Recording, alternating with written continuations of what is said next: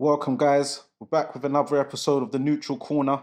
It's Danny Glover and with Lex, and today we've got our special guest, the animal, Aloys Jr. Come on. Come on. How's it going? You want to clap him then? I'm not that guy. He's clapping on my ones and that. He's waiting for me to get British title first. You get me? Southern area. You know what I mean? Rep the South at least. How's it going though, man? I'm alright, man. I'm alright. I'm just working hard, training hard, in the gym, studying. Same old. Yeah. Nothing new, man. Just train and repeat, literally. Okay, I hear that, man. So, taking it back now, because we're going to go back to the beginning for you. Back to the beginning, guys. So, where did you grow up? Penge. I didn't want to bait that out until Frank Warren baited that out on national TV. Bro, he baited it out. He said Penge. I'm like, what? If I want people to know I'm from Penge, I'm like, why not? No, you know what it is? It's because you know what it is? You see in the hood, yeah? Because Penge is like, they always have pasta in it. And obviously to avoid pasta, I'm like, I got you. You know what I mean, innit? Yeah. I don't want to go too detail, but... don't want to target on your back. Yeah, that's all long. Pasa Wahala. Yeah, I'm telling you. Anyone in translations. Yeah. So, but you got, Penge, they must have some areas that they're quite friendly with. What do you mean? No, Everyone's got friends. Not really. Sydenham? No. Nowhere. Annerley is basically that Penge, the same thing. Yeah. Okay. So I was growing up though. No, it's cool, man. Just playing about, messing about, obviously getting in the mix of things and that, but that's part of growing up in South London, innit? Yeah. You're getting in the mix. But yeah, man, I've always been boxing, innit? So I've always been in the gym. But I've just been about going around. I've just been exploring my life as a child, innit? Okay. So did you have any siblings and stuff? Yeah. I got like 4 siblings. Okay. Yeah, 4 siblings, yeah. Are you the oldest, youngest, middle child? What are you? I'm the middle. Yeah, I got 2 older than me and 2 younger than me.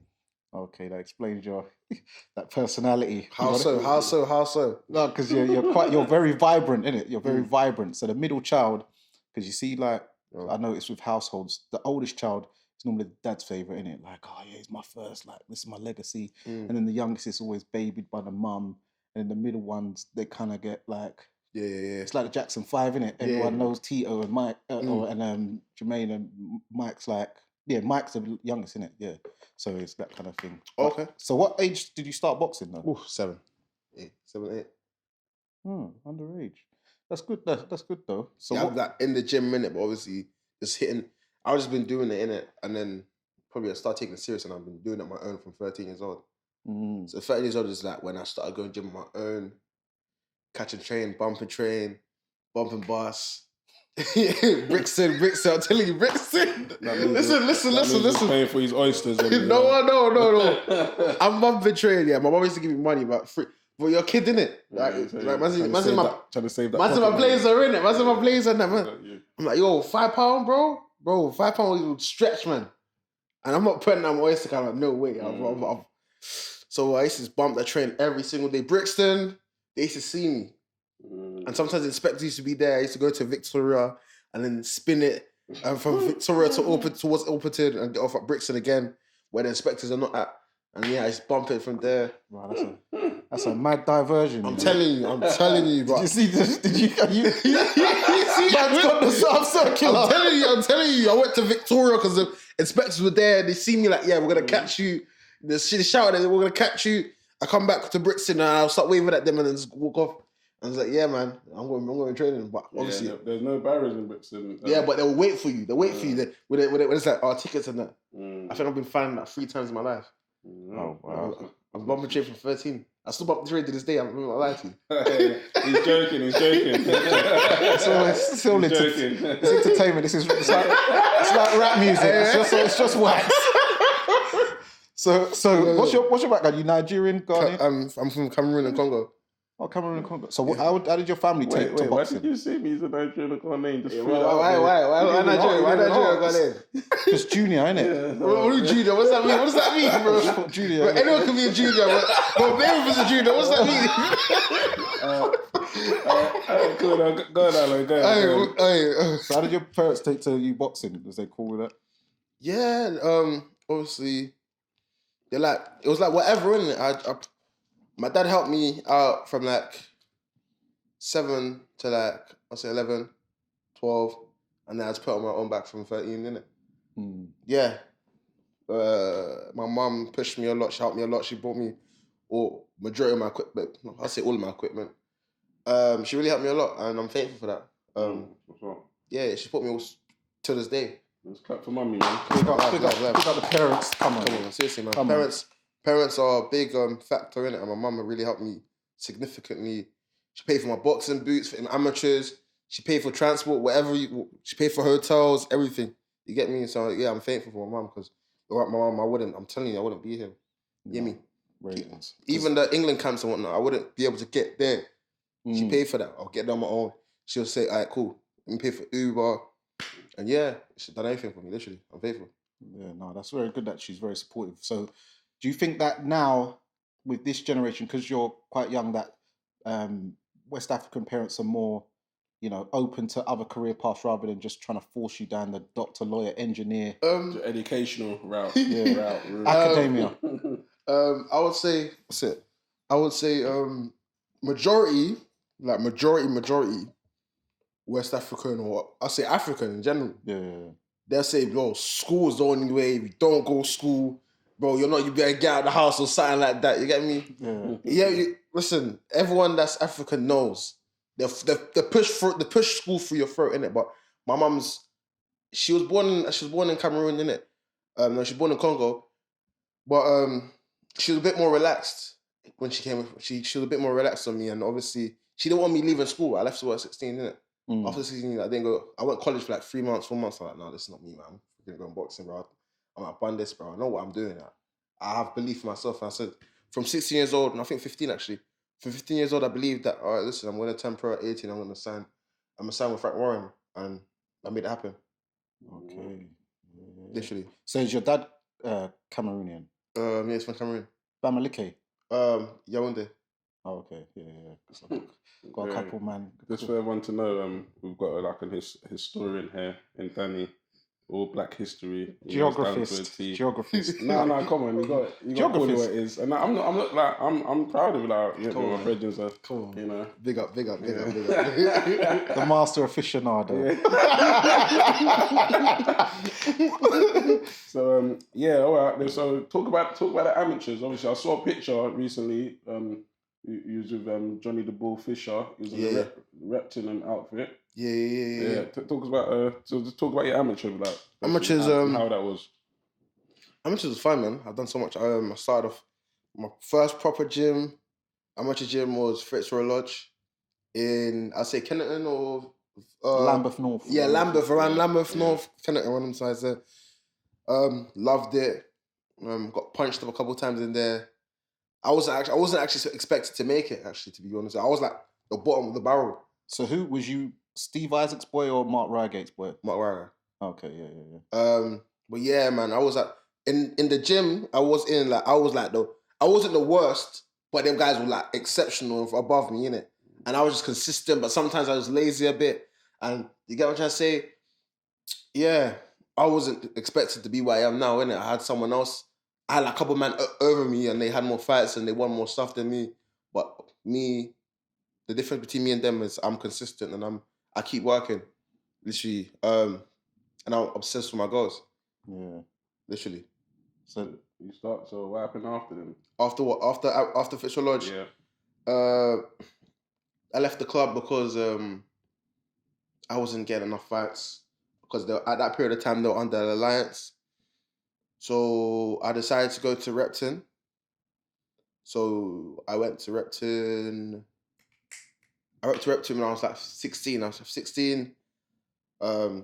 Repton's a funny gym because they do some like initiation. So for instance, They see. That sounds wild. Sounds like a cult. Yeah, that's what I'm saying. What's the words you're Let me land. This is gonna be good. Before you go out there. No, do you know why this is gonna be very interesting for me? Because I've always had a little funny thing. Everyone's had a funny thing about them brothers. So please tell. Alright, cool. No, it's not mad that. It's not mad like that. But what's it? The first time I came there, I was 16, innit? No, 15. Came there 15. They made me spot like 2-time national champion. And I said, listen, I don't know if you're good enough or not. You better get him there and you better punch him up or something like that. We'll go in there. Listen, I'm 15. I'm trying to whack him up. This guy's trying to punch me in. And my nose is bleeding and whatnot. And they're like, yeah, you're good enough to join. Because not anyone could join Repton at that period of time. No one. At any time. No, I'm saying at any time you can't just join. I know what they're like. Yeah. They've always been top flight. You go to a tournament and their tracksuit kit is got head to toe in badges. Yeah. Literally, you can't. Not anybody can join that club. You got to be a certain person or you have to be a certain level of skill to acquire that badge. You know what I mean? So yeah, I joined them. I went in some tournaments. I lost a couple tournaments, but it was good experience. Then I left there because the journey was so far. Obviously, after school, I was still in secondary school. I'm getting home at 9, 10 o'clock, and my mum was like, "What's going on?" And you got school in the morning, so I ended up leaving there because it was too far, and I ended up going to Croydon Boxing Academy, where Joshua Watts is from. Went there, and then obviously shout out to Shane Sobers. He really started the animal, I'm not lying to you. He trained me to be like a killer, innit? He's like, listen, you gotta be the best person. You gotta believe you're the best in your heart. You gotta, bro, he got me to smoke man in the ring. Yeah. Like he really got me knocking out guys at 15 or 16. I got a video of me smoking someone when I'm 15 on my Instagram. Like he really made me start whacking guys up. And then that's when it started. And then I went back to after Croydon. Again, I wasn't getting enough fights, so I went from Croydon back to Repton, and then, and then I started getting into fights. I started getting fights and whatnot, and then I started winning the Londons. I think I won Londons twice with Repton, but I always lost at the semi-finals.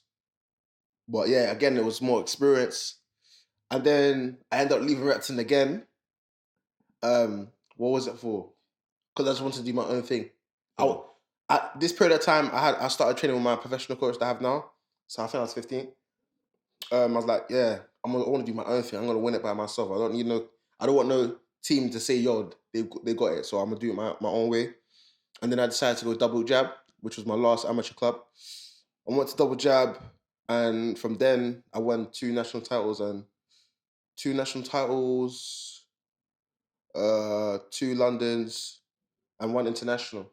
And yeah, that was the end of my boxing career after I turned pro after that. So with the first London titles you won before you went to Double Jab, which tournaments was they? Was that CYPs, Junior ABAs? Junior ABAs. Okay, yeah. And then when you won the nationals, which tournaments was that? Youth. Okay, yeah. Okay. Youth, and obviously I represented England once. I boxed the best in Ireland now. I battered him. Did you go over to there? I went to Newcastle. Okay. Yeah. So it was home, innit? But I went to Newcastle 5 hours, and yeah, man, I battered him. I'm not that arrogant thing, but I did. The referee got in trouble because he didn't stop the fight. Like literally, he actually got in trouble because he didn't stop the fight. Any standing 8s? Yeah, several. Several. Yeah, several. Yeah, no, you're gonna get in trouble for that. Still, you can't do that. You should be over by either 3 in 1 round or 4 in total. Yeah, he got bare. Like he was pulling counters and slip counters and that. But it was cool for me, innit? I was like, yeah, I'm thinking to the referee, why is the referee not stopping this? I'm like clipping him. Like, but yeah, it was good experience as well. It was international level when I wanted to go Europeans. But then obviously COVID occurred, and then that messed up everything. And I was like, you know what, yeah, I'm just turn pro. Okay. Yeah. So who's your trainer then? Who you're with? Martin Malcolm. He's a trainer. Science, yeah. The science. He's trained Anthony Yards, I think. Oh. Yeah. Yeah, he was in that camp with Yaya, Tunde, and Ade, wasn't he? I remember. Oh, He used to call Science. okay, yeah, I know him by that name. Yeah. Science. Yeah, that's my coach. I've worked with him from age 15. And yeah, man, definitely, man. He's a real guy. He helped me so much in my career as well, even financially, emotionally, physically, everything. Like, man's helped me with that. I used to stay at his house, stay at his house, and then after I go training the next day, and you get me, like it helped me a lot, and I'm very thankful to my coach as well, and I roll deep with my coach. Yeah, that's what's up, man. A lot of people don't. Like we was talking last week of Chris Congo, you don't really see people stick with their trainers from long all the way through their careers. But obviously, you just started anyway, so let me not speak too soon. I'm tight with my coach, man. Live. No, seriously, I'm live with my coach, man. All right. So obviously, how did you meet Science, and how did that come about? Literally I was thinking it's 15. You're 15, I'm sparring heavyweights, punching guys up. He's like, yeah, man, I want this boy. He told me in Repton, I don't know how I met him. One heavyweight must have came up to me, like, yo, one of my coaches wants to train with you. Wants to train me. I'm like, oh, what? Seriously? I'm like, what's he like? And obviously he told me what's him like, innit? But he didn't tell me that he was training with Anthony, didn't it? So I'm just a 15 years old kid saying, alright, cool. I want to train with this random don. I don't know who he is. I don't know what he's about. But this guy could have been a serial killer, innit? But I was so in love with boxing. I was like, yeah, come. Saturdays, man's there, bro. Live. He's like, yo, get to Cannon Town, 10 o'clock on every Saturday. Oh, is that Peacock? No, someone else. Oh, okay. He's training private, innit? Because he was training someone private. A little something. Yeah. Under the arches. Literally training someone private gym. 12. I think it was 12 o'clock actually. Get there for 12 o'clock every Saturday. Go there, go train, work on some technical stuff. And yeah, man, we just did that. We carried on doing that every week. I'm there. I'm missing parties. I don't care about no parties. Whatnot, girls. I didn't care about them. Every Saturday, I'm there, training, get home at like 8 o'clock, even though, I don't know, man. I just enjoyed training with my coach, innit? And he's teaching me different stuff that no amateur coach or any other coach taught me. I was like, yeah, man, this makes sense. And obviously, I started getting better and better and better. And my defense started getting better as well. And then, yeah, it started showing in competitions. I started winning stuff. And then, literally, it all made sense. Okay. So, as you kind of touching on, so how hard was it to stay away from your friends wanting to go out, turning up, partying? You're getting some testosterone. The girls you're looking at things and girls. How hard was it to sort of keep focused and you know what they say, women weaken legs. So yeah. Was it easy for you to separate the two, or? Obviously, it's never easy, innit? But obviously, it's our 15 or 30 minutes of pleasure or freaking 30. Is that how long you're going for, yeah? Stabbing her for sale. Dream it, believe it. What's it? Anyway, let's get back on topic. Yeah. But so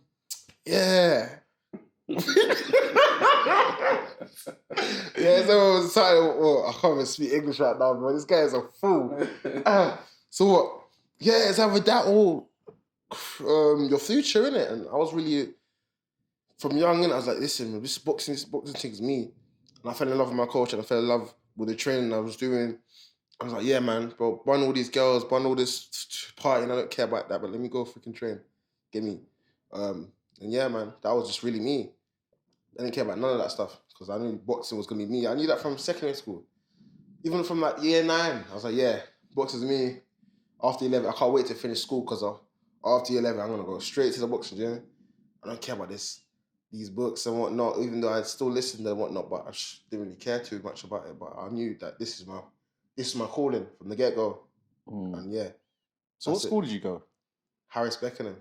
Okay. Or Old Kelsey Park. Oh, yeah, I know that one. Yeah. Fun school. A couple bad boys there and here and there. But yeah, it was fun. Learned a lot of life lessons. A lot of life lessons about girls as well. You get me? You know what I'm saying? As you do. You get me? Heartbreaks, heartaches. Secondary school's fun. even a bit of college, Croydon College. I went Croydon College. Okay. That hoodlum school. The college. Listen, that college there, man. People was there for like, what, 3-4 months? Yeah, 3-4 months, but I saw a lot of there. Yeah. People almost getting stabbed in the corridor. Girls arguing with me. I saw Dan's eyes there. No, I'm telling you, like, man's eating pizza and that. The man's just talking to me about, bro, why are you stepping on my shoes and that? Man trying to back out the pork and what? Bro, listen, it was stupid. Yeah. But that's just how South London is, isn't it? You won't lie to you, man. Yeah. But I just try to be safe as possible. Yeah, that's good, man. So what was your training regime? Because I see in some of your younger photos that you was quite small and then all of a sudden you just wham up. Like, so how was the regime? Gross, but... Yeah, gross, but I like to eat food, innit? Yeah, I like to eat food.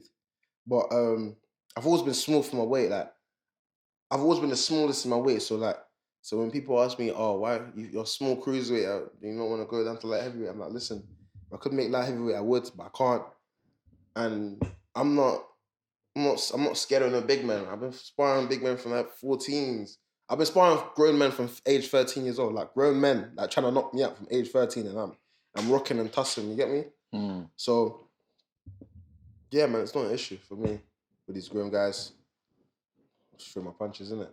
Yeah. So have you sparred the Romford Ball before? Yeah, I sparred all these guys, man. Yeah.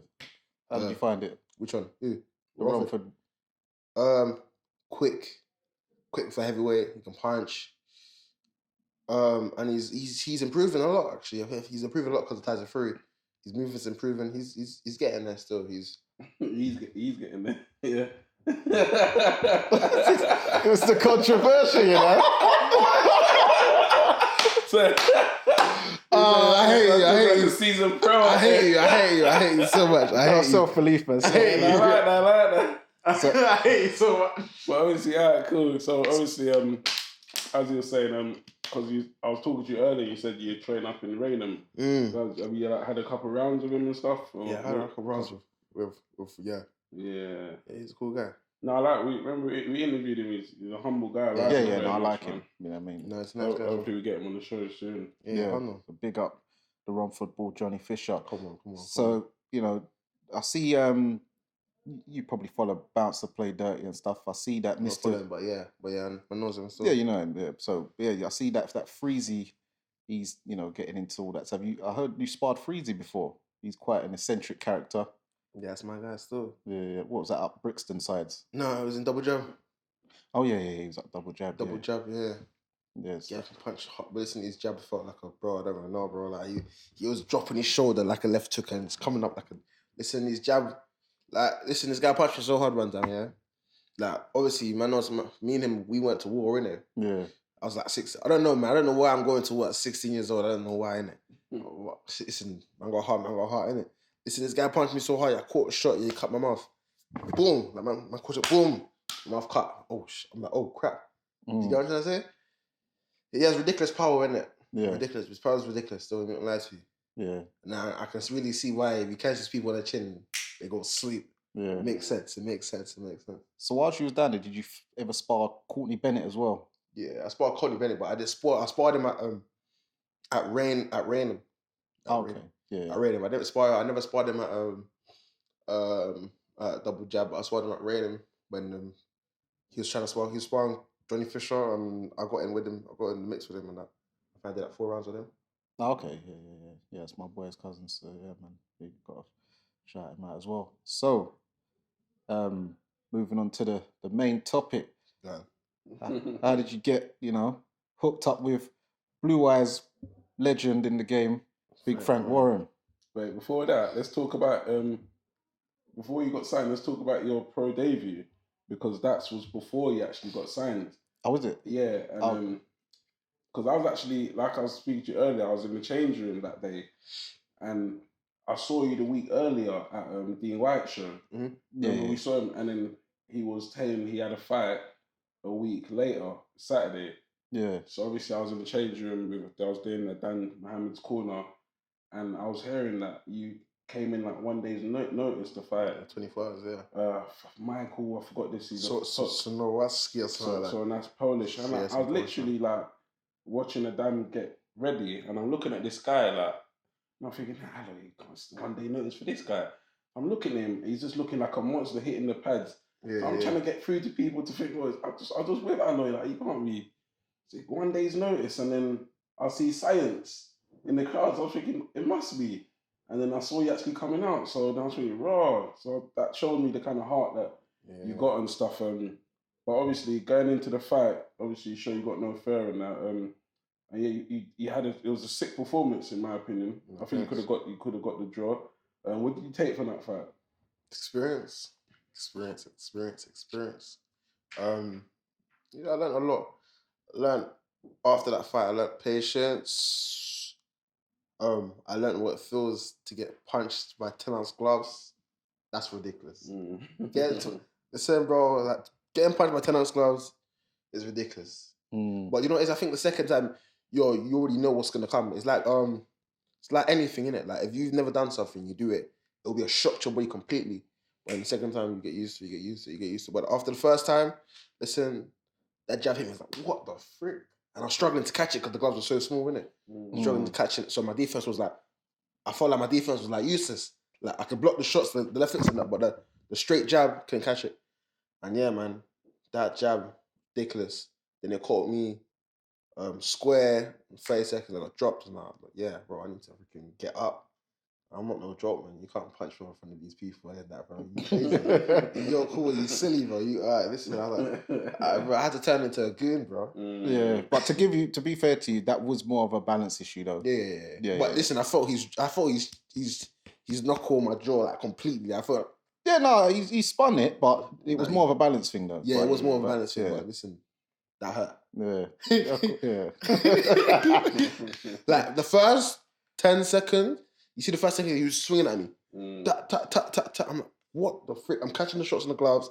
I'm like, raw, this is actually mad. I'm like, okay, cool. Trying to throw a hard shot at him, catches in the glove. And yeah, man, it was just all experience. All of it was experience. It was all good experience. I take nothing bad from that fight. And yeah, it was all learning. And yeah, I know what I'm going to do next time, innit? So how did that fight actually come about? Because you was already booked for a show a bit later. So how did that 24 hours... A day later. Oh, a day? Was it? No, it was a... No, it was a week after. Week after, yeah. So how did that...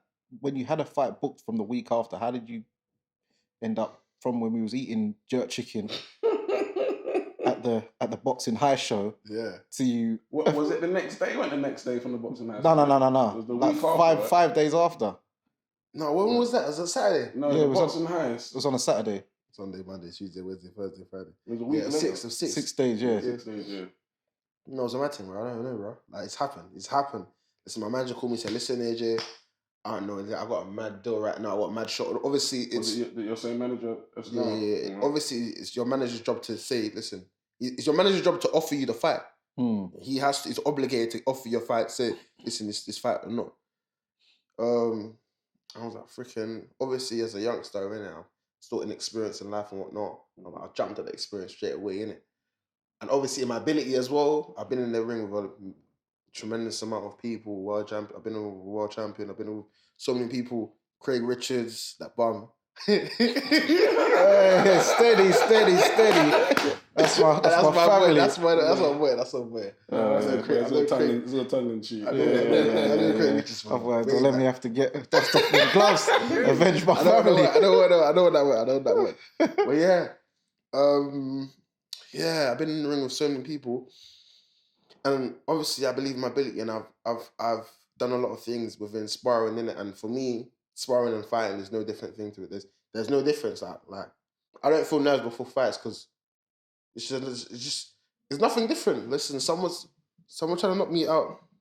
Someone trying to knock me out within. People have tried to knock me out within sparring. What's the difference between them fight? Well, you're wearing 16 ounce, 18 ounce gloves. Of course, obviously I found out there and then, innit? Yeah. But other than that, it's still the same thing. Yeah. Man, it's still the same like heart and your mind's still working the same. It's the same thing. Like man's just trying to knock you out. Yeah. And I'm normal to that. That's normal. Yeah. Man trying to knock me out and I'm just all cameras. It's all cameras and that. That's had fun. And yeah, the crowd's a bit different. But yeah, as I remember in the I see Peacocks, listen, Peacocks is the same thing. You went Peacocks before, innit? Yeah, yeah. Peacocks, the sparring day, everyone's banging on the ring. Everyone's like, ooh, you get punched in the face. It's the same thing. There's no difference. There's another crowd there. There's another crowd there. It's a camera. There's lights. What is that? Lights. Bro, I can get a flashlight on my phone and flash it in the freaking boxing gym. What's a camera, bro? A camera is a camera. Yeah. You know what I mean? Your phone camera and this camera, there's no difference. Yeah. That's the way I see it. So I didn't feel the nerves about that. I just came in as relaxed and I just done what I came to do, innit? So where do you think you got that confidence from? Because I remember I saw a video with you in the changing room with your boy and you lot were dancing, going real AB style with the sunglasses. And I see your hair got freshly done. Yeah, talking to her. What was the thought? It's like, it's jeez. Nah, come on, bro. Yeah. No, I'm a relaxed person. Like, I don't let things get to me like that. Like, it's just a boxing match. Like, what's the most man can do? And throw a big shot at me, I'll just come back and listen. I'm a goon, innit? Like that's me, innit? Like I got heart, and listen, you could try to punch me up, innit? I'm not a joke, man. I'll come back and I'll swing it out. Obviously, technically, innit? But yeah, of course. Yeah. But yeah, listen, I'll fight it out, man. That's me. Yeah. So going back to what Dan was saying, so how did the Frank Warren signing come about? Literally, after the fight, manager called me. He's like, "Listen, man, you put up an utmost performance, and I feel like I said I believe that Frank Warren will sign you. Like, listen, like everyone, you may have taken an L, but everyone's talking about you. No one's talking about man. You get what I'm trying to say? And I got a lot of hype from that. And I got a lot of love and support from that fight. And yeah, a lot of respect for even taking that fight in 24 hours. And yeah, basically what happened was the day after my fight, or no, 2 days after my fight, I was in training. Then my manager called me and said, "Listen, Frank Warren's called me now." He said, "Listen, I want to sign you and whatnot." And then yeah, now we're here, innit? I've got a 5-year deal with Frank Warren, so yeah, that's a blessing. And it's up to me just to work hard and produce what I know I can be and I know what I can do. Yeah, that's what it's about. So who was your idols growing up then in boxing and stuff? Idols, I wouldn't say idols, but people I look up to. Yeah. Mike, Floyd, James Toney. Who, Mike Conlon? Somebody's looking him out. Someone's looking at this guy. For the fans, they know. Bro, Mike Tyson, bro. Mike Tyson. Okay. Mike Tyson. Listen, man. You know what I mean? I used to watch all the short guys, innit? Short guys, 'cause I was a short guy. So I just learned from them. Nowadays, I love Canelo. Right now, I'm feeling Germanis. Yeah, he's hard. And yeah, man, I just like technical fighters. I like technical fighters that know what they're doing. Yeah, technical fighters, because I would like to believe at least that I'm a technical fighter. The things I do, not everyone does. Like certain stuff, catch and shoot, shoulder roll, pulls, stuff like that. It's not common in British boxing, and I would love to bring that to Britain. Do you know what I'm saying? Yeah, now one thing I will say is that the shot selection I did see on your debut, even though obviously whatever the result, but that's why you got signed, is because what you displayed, you know, as you said, one of your guys you looked up to growing up was Mike Tyson, you know, the bowler shot body, uppercut, that was a big shot. But that guy, remember, he's boxed the Olympian and he was boxing for Poland against top guys, even boxed Marius Wack, you know, so he's a very experienced guy. So that's why he was another, you know, someone, if you box a normal guy who was meant to box in your debut, he would have been out from that that move right there. So, you know what I mean? You've got, I see you with the catch counters, and so you're very talented, man, and you're gonna go far. So don't watch the first lesson, because as we know, a man who was in your weight, Johnny Nelson, lost his first 3 pro fights, and he went on to have the most world title defenses in the cruiserweight division, 13. 13, that's ridiculous. Hopkins. That's ridiculous. Yeah, the alien, the executioner, Bernard Hopkins, lost his first pro fight. He come out of jail as well. Lomachenko. The list goes on and on.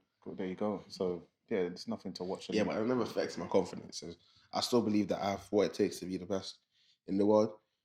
I just gotta look deep within myself and just train hard and drag it out myself, innit? And obviously that comes within time and experience. Yeah. But yeah, I'm not in a rush right now. I'll just take my time in my career, let it build up the right way. Listen, it's like a flower, innit? This is not an artificial thing. We're not growing a flower in our back garden, or not back garden, but like in our room. Or you get what I'm trying to say? Like concrete or the windowsill. You get what I'm trying to say? Like, we're leaving outside and we're gonna take the right facts and whenever I need to step up, I'll speak to Frank, I'll speak to my coach, I'll speak to my manager, I'll speak to all the people around me, innit? Because boxing, once you step up, you can't go back down, innit? So I need to make sure that I'm ready for every single step up I take. You know what I'm saying? Obviously, you signed to Frank Warren. Was there any other promotional companies that obviously that contacted you? And if so, why do you feel like Queensbury was the best? I had conversations about like Sky, and I had conversations about Sky. Boxer, some talks about Sky Boxer, and I think some conversations that I don't know. Chris Congo was talking to me about one management crew and promotion and whatnot, but on my head I already knew Sky, BT Sports, Queensbury. I just knew it. I knew in my head that was me. I told myself I'm 15 years old. Listen, I'm gonna sign to BT Sports and I'm gonna be up there with Anthony Yard, Danny DeBoer, all them big guys there. And I'm on the journey to it now. And listen, I'm 18 now and I got signed to BT Sports, Sky and Queensbury. So that's it. Yeah, I'm just getting there now. Don't forget Joe Joyce, Denzel Bentley. Yeah, man. Listen, Denzel Bentley as well, man. I'll fight him tomorrow as well. Like, you're too big for him. You're about 3 stone heavy. Right, so obviously, naming all these names, obviously, you being 18, and which boxers would you say you could call today for some advice and guidance and stuff? That's a good one. You mentioned Chris Congo. What other boxers would you say you could just ring, for guidance and stuff? I'd say Chris, the bum, Craig Richards. That guy is trash. This guy is... But hold on, I heard a rumour that he came down your gym last weekend, and he was looking for you, and I heard that the coach said you was on annual leave, so he ended up having to go. He ended up having to go with the wrong football. All right. Well, you know what's interesting about that day? That day I was signing the contract with Frank Warren, so I couldn't obviously come to that sparring session. Sick note. You get me? That was It's valid though. I was signing with Frank Warren. You had a promotional appointment. You had a promotional appointment. This one, Frank Warren's a busy man. You know what I mean? So listen, I would have gave that guy smoke that day. You get me? Well, listen, God bless him. God bless him. I'm gonna have to call Craig to fix you still. This can't be going on. These kids nowadays, never in my day. Who else? Joshua Boatsu. I got a lot of people around me. I got a lot of people that's experienced that want to see me get up there. And man, they helped me a lot as well. Any advice, even Craig Richards, sometimes I call him and I give him some tips on that. You get this brother. I love his confidence, This is what you need. No, Craig Richards, I asked him for advice on that here every blue moon and that. Man, he's up Ricky Hatton, Blue Moon. Craig Richards, man, he's hilarious, man. Yeah. What about Jonathan? I see you roll. John Pollard, yeah. Man's helped me out a lot as well. Did he show you give you advice on the ice? Nah. It's like a top hour. Listen, man, you just do that. Someone shining. I'm not that guy. I'm not that guy yet. Soon, dog, man. Soon. But yeah, man. Listen, I've had so many people help me in my career. I can't even name everyone, but I'm just thankful for whoever helped me. Whoever even gave me one piece of advice. I'm very thankful for them because that all added up to the man that I am today. And I'm thankful. Literally everything. I'm thankful. Yeah. So how did you get in? How did you sign up with your manager? Because what's his name? Simon Legg. Legg, you're right. Yeah, because I see a little clip where you rolled up on him and he was like, give me 20 quid, and he was in the big whip. I was like, rotted, okay. So how did you get hooked up with him? Listen, he's been watching me from 16, innit? 16, 15. Yeah, 16, I was sparring Danny the Bar, actually. See, I was sparring Danny the Bar at 16. He's just been watching my thing. He's been saying like, yeah. I told him I want to sign with him. And he's like, listen, soon when you turn 18, we'll talk it out. But he thought, he was telling me recently, you know, he thought I was going to get nicked or something like that. Yeah, it's stereotypes. Stereotypes. Yeah, stereotypes. Obviously, like, I'm a young black kid in South London. Listen. There's a lot who go to church, you know. Well, I wasn't one of them kids. I was one of them kids trying to punch pros up. So imagine that, bro. You get me? Yeah, nothing wrong with punching up pros. Obviously, you must have seen something for him to say that. It won't be just be stereotyping. Yeah. Maybe not in there. Obviously, must have known you. Maybe heard about you bunking. Yeah. That's TFL. I owe TFL like 10 bags. Like 10 bags. He's joking, people. He's joking. It's only joking. It's all entertainment, man. The crazy thing is people on my Snapchat know about coming. Link Up TV, GRM Daily. Oh, this is killing me, bro. Yeah, but yeah, obviously, so he fought. So he was at 16. He was saying you're gonna sign to him, and yeah. So when you finally got to 18, I was like, yeah, let's get it going straight away. And then you just no questions asked. No questions. He just signed you. Yeah. That's good. I made sure it happens. So obviously, when can we see your next fight? And what's happening with that? March the 11th. Oh yeah. I'm fighting on a Frank Warren show. I think it's Chris Borum. I don't know what's his last name right, but yeah, Chris Borum. He's fighting some other guy. I'm not too sure. To be honest with you, I don't really watch them weights there. But yeah, he's fighting someone. But the show's looking very exciting. We've got a couple cruiserweights there. Me and someone called Arnold. Don't remember his last name. He's exciting cruiserweight. He also showed me in Repton when I was young. So yeah, it's not Jack Arnold, is it? No. Yeah. Obviously.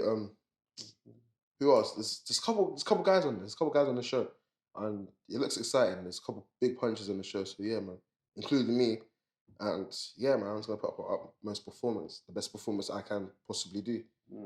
So how can people, the viewers and the fans get in contact with you for tickets and and your social media? How can they find you, interact with you, and all that kind of stuff? My Instagram is called Aloys the Animal. Look straight in the camera. It's a straight. But listen, my Instagram is called Aloys the Animal. My Twitter is Aloys the Animal as well. And yeah, that's my social media that you can contact me on. Yep. So any tickets you need. Yeah, any tickets you need. Follow his journey. Yeah, literally, man. Any tickets you need, you can contact me. And yeah, I'll sort that out. Do you have the venue? You know what the venue? Yeah, York Hall. Oh, okay. Another York Hall show. Yeah. East London, Bethnal Green. Yes, sir. Nice and local. March the 11th, Frank Warren. Yeah, it's going to be fun. Yeah, man. So it's been a good one. It's been a pleasure having you on Junior, man. Thank you both of you, man. Pleasure. But listen, we need to get his blue cuts on there, man. I raise up. I'm really feet up right. Listen, we're not raising nothing. Don't touch your OGs. Listen, this is an OGs. Listen, this is an OGs. OGs cut. Do you know why? Because you see these new youths, with these skin tights, when they're trying to run, when they're trying to do high kicks, because MMA is the thing now. We don't just use hands. Sometimes you got to use your feet. So you need stretch. Yeah, but and the in between though, like it's in between. I don't want to get cancelled. All right, fair enough. All right, I don't want to get cancelled. Mine are boots, and those are a bit jegging-ish. Jegging-ish. Jegging-ish. I was going on the hats 2009. You can see the spacing in this jegging-ish. Don't come to my side. Let's see next week if he's wearing the slim fit. We'll see. Listen. I've got This is. I'm bringing it back. Bring it back, yeah. Not to the 90s, but 2008. 2008, never died. Yeah, realer than most days. You know them. You remember them tapes there. So yeah, man. But nah, it's love. So yeah, great to have you on. 100 bless, man. And yeah, we hope to see you soon. Come on, man. Yeah, bring a belt back first. You know, when you get your southern area, come see us. When you get the British and so forth and so forth. Man. I want to be here, man. Yeah, man, and we'll be following your journey very closely. And we wish you all the best. Just make the right, smart moves. Don't get forced into anything. No, nothing stupid. You know what I mean? Take my time. Yeah. So yeah, man, and stay on the straight and narrow. But you seem like a wise guy. I know you like to have a little laugh and that, but I can tell you're a very serious guy. So yeah, man. Thank you. Okay, guys. So that wraps up the episode with the animal Aloys Jr. It's the neutral corner. It's Danny Glover. It's Lex. Persistence beats resistance. It's been real. We're out. 100.